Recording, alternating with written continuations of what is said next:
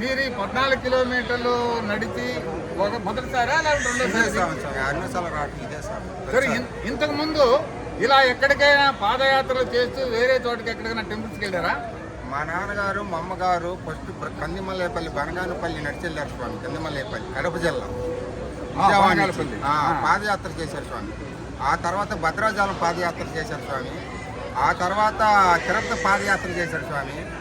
మా నాన్నగారు చీడి అన్ని పాదయాత్ర చేసిన తర్వాత కాశీ వెళ్ళాలనుకున్నారు స్వామి. కాశీ వెళ్ళాలనుకున్నారు కానీ ఈ లోపల కాలం చేశారు మా ఫాదర్, మా తండ్రి గారు. ఆయన కోరిక నేను నెరవేర్చాను స్వామి. అంటే తల్లిదండ్రులు ఇంతకుముందు బనగానపల్లి వెళ్ళారు, అట్నే ఇంకా తిరుపతి వెళ్ళారు, భద్రాచలం, షిరిడి ఎన్ని వెళ్ళారు.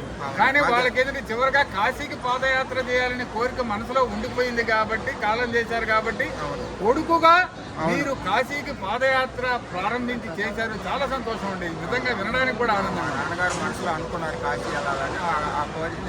మరి కాశీ వెళ్ళాలంటే మీకు ఒక రోజు 2 రోజులు అయ్యే పని కదా పాదయాత్ర. మరి ఎన్ని రోజులు పట్టింది? 40 డేస్ 40 రోజులు పట్టింది.